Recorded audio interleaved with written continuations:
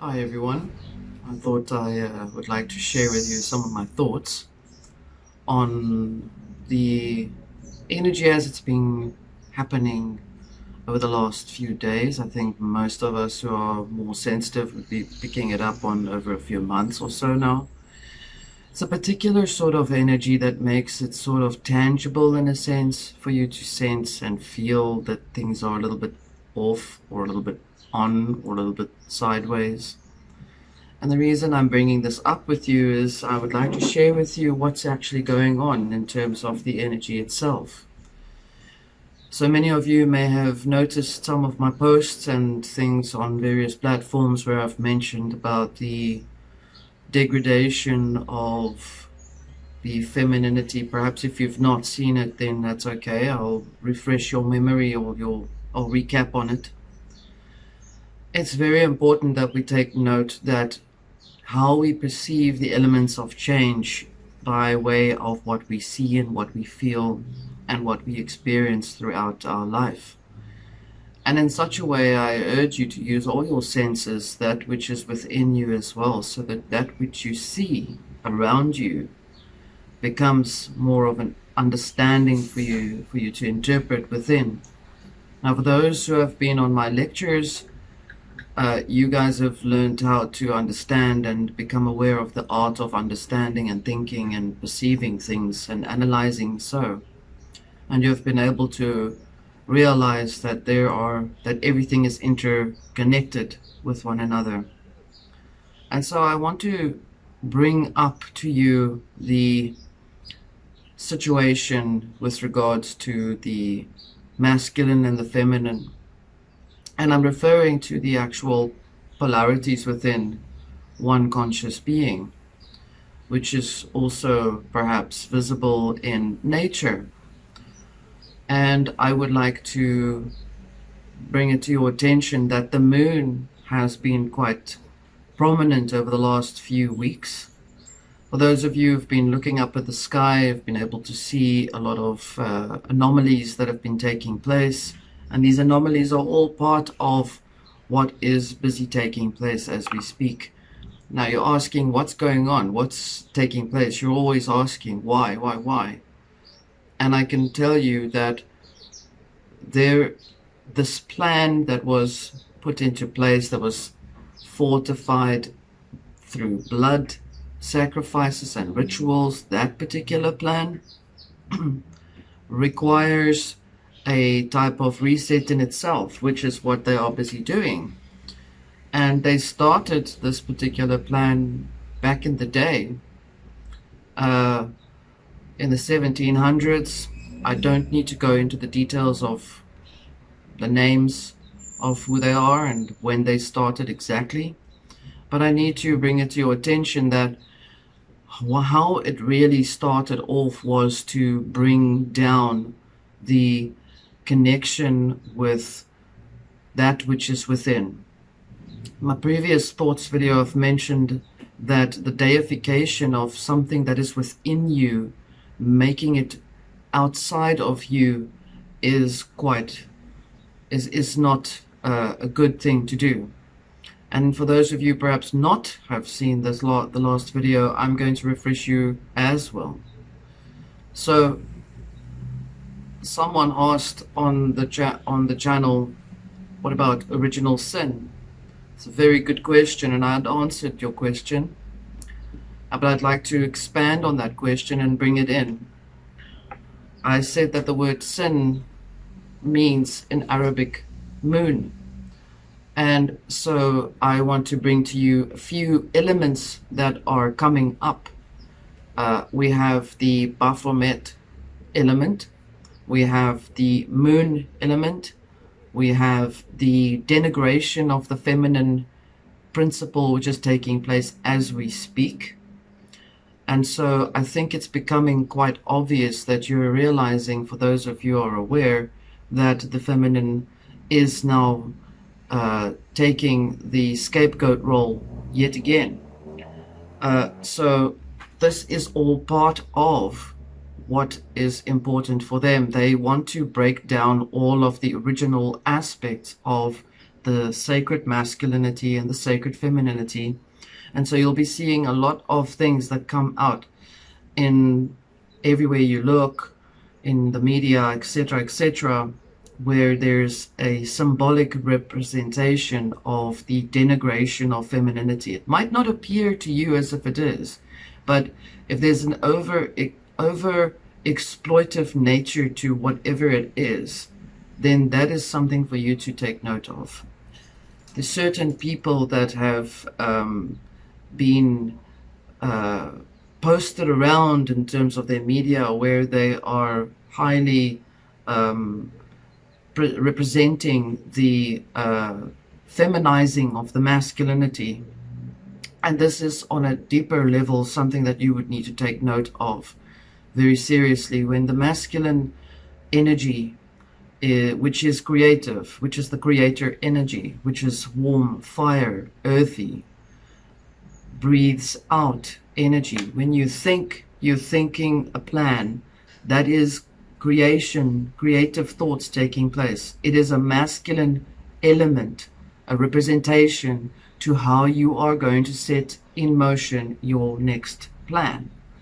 And if you are expressing that plan, it becomes a birthing, which is a feminine energy. In that way, that which is then the outcome of that plan, your expression, is then the child, or the symbolic child, or the representation of the actual creation. That is how creation works, from creator to the child, with the feminine element within. And when you are sitting and you're listening to what I am saying to you right now, you are then thinking, and we are having a communion with one another, which is a masculine and feminine interaction between the two of us. So I think you're kind of getting the idea of where I'm going with this. If I'm saying to you, if you're noticing certain elements where there's a very extreme denigration of either masculine or feminine or the child, then you're kind of becoming aware that this is what they think and how they feel towards you as a creator, as a life-giving soul, which is what your element name is. And for those of you who are unaware of that particular information, please go to the knowledge series as well as the root races videos. It's in my channel. They're lengthy, so please pay attention. There's information in every sentence, basically. So, what's going on now? The feminine element, the ability to birth creation into place, the ability to make what you are doing, energy, money, currency, the ability to use currency in this reality. When you are doing something, a wise man says that work is a privilege. It is correct. When you are in that position, you are privileged to be able to earn. And in that way, your earning power is also your creation being birthed into place. That depends on how involved you are on a deeper spiritual level to the actual earning currency. My input is, as you know, nothing has the power over you unless you choose it to. So, the moon is a big feature. We have the literal moon taking its shape and bringing in the harvest or the equinox all over the world. Every part of the world is celebrating it in a particular fashion, which is related to its polarity of where it stands. And we also have the other side where there's a lot of information and misinformation being spread around about currencies and its loss of value. And so in its part where it plays a role is moon is related to money. Keep that in your mind, keep it simple. and it is also feminine, which is, as I've just explained to you, how you interpret a feminine process. But once the feminine energy is being denigrated, it would require for that which you've earned and you are going to use, that basically it says to you, it is suggested to you that that which you're earning is useless. You cannot use that anymore. You don't have the power to pay for anything. That is how your feminine element has been denigrated, has been destroyed. But what then comes in its place is an entity or a deity, which is an archetype which comes from 1300s and perhaps even more older, where, as I've said to you, the original sin was the first deification of your interpretation of the feminine ability within you. If I am saying to you, and that was the moon, okay, the sin, the feminine element. The feminine element was deified. So in other words, here's an example. I'm going to show you that it's very simple, that you don't have to go and pray so hard within yourself. No, you know that everything that you pray for, here's a replacement for you. You can really just pray to this statue or this figure or this idol to give you what you want. Because I mean, it's the same thing, isn't it? It's the moon. The moon gives you harvests. And so eventually it becomes a statue, it becomes an archetype, it becomes an egregore, it becomes a god. It has godlike status because that which is essentially created out of the hands, clay, statue, metals, gold, whatever you want to call it, anything that you make into a particular god, you give it life by believing in it, by giving your energy, putting your energy into it. And so that is how gods and archetypes and idols have been presenting themselves in this world.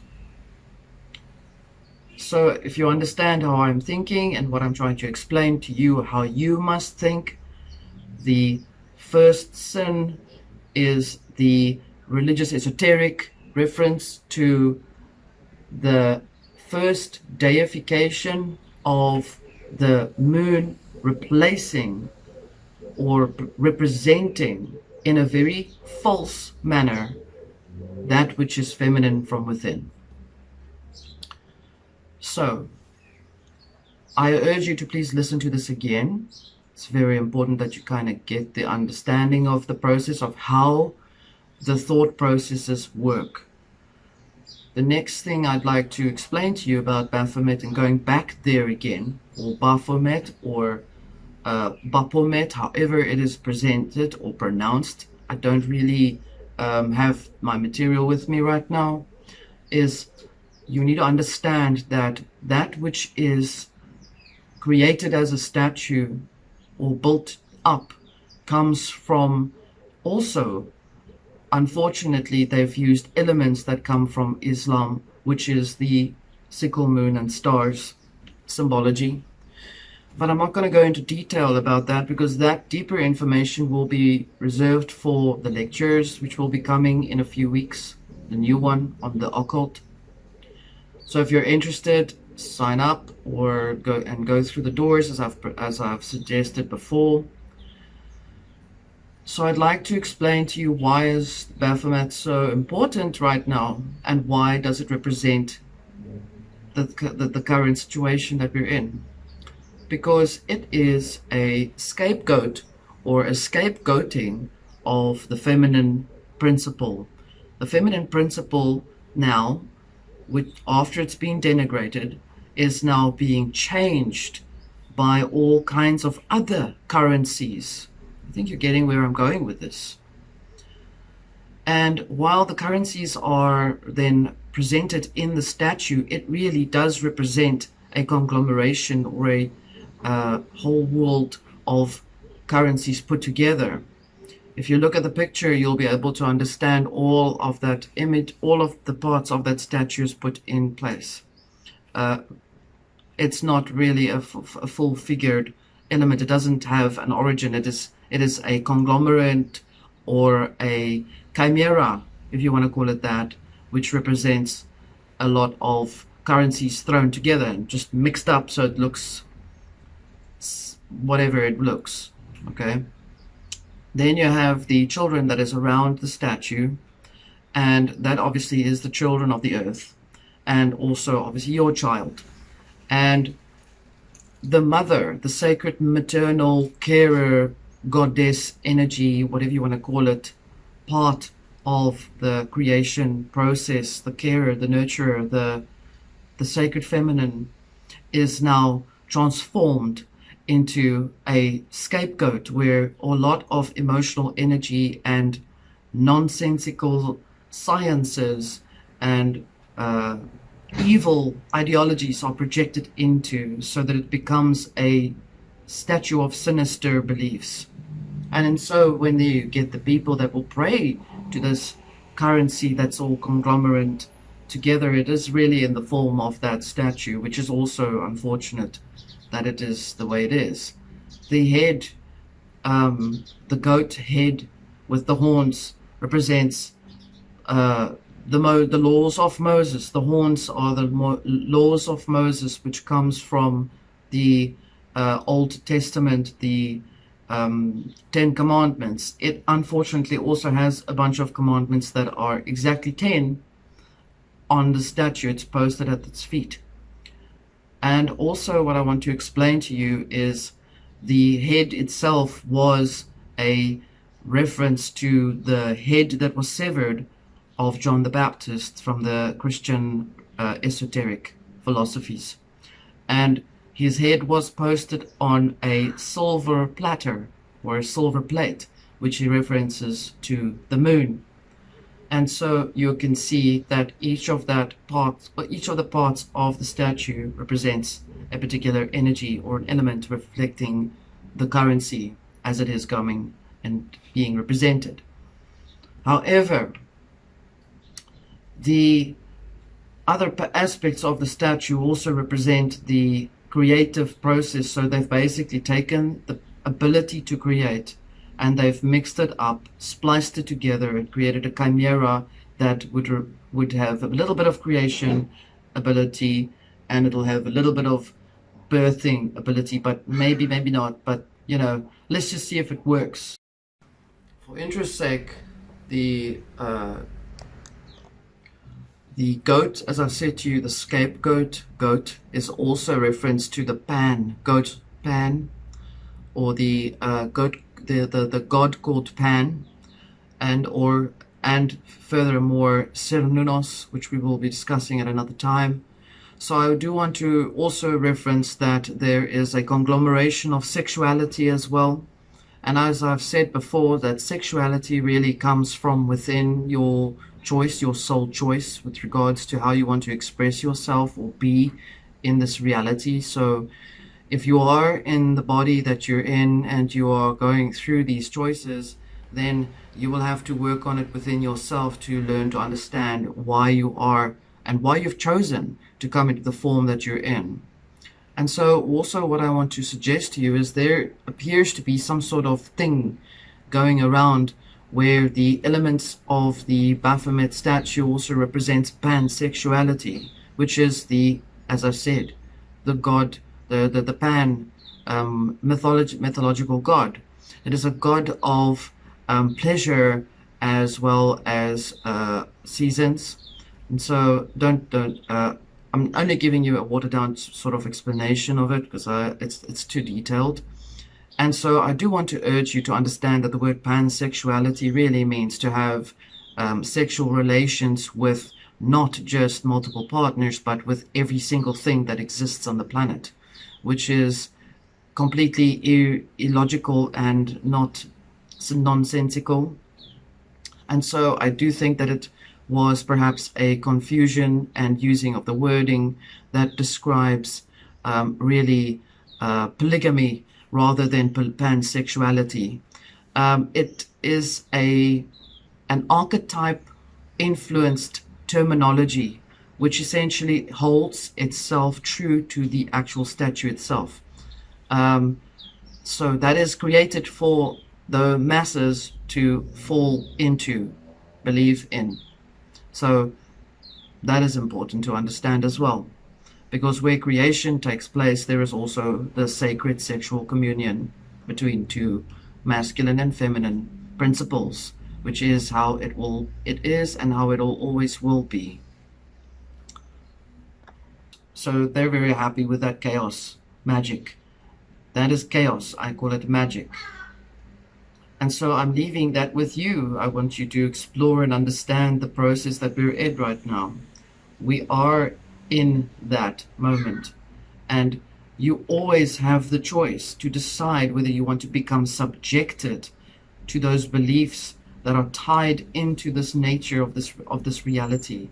Its nature of the beast is really what they're trying to project into your conscious thoughts. I'm using a lot of words that would describe the circumstances and the way it is. So I want to urge you, please go within, gather gifts and treasures where nothing can disturb it or destroy it within you. Live off your land. You know how everything else goes. If you feel that that works for you, what I do is I choose not to become subjected by anything that is placed in this reality. I essentially work on it every day, very hard on myself, because it is important to bring across the information as clear as it is meant to be. So I'm leaving this with you. I'm looking forward to seeing you all again in the next video. And I will be doing a live stream soon, so I will be announcing that as well for everyone. And yeah, as I've said, thank you also to everyone that's been supporting this channel. We are growing quite well. I'm sending you much love. Bye.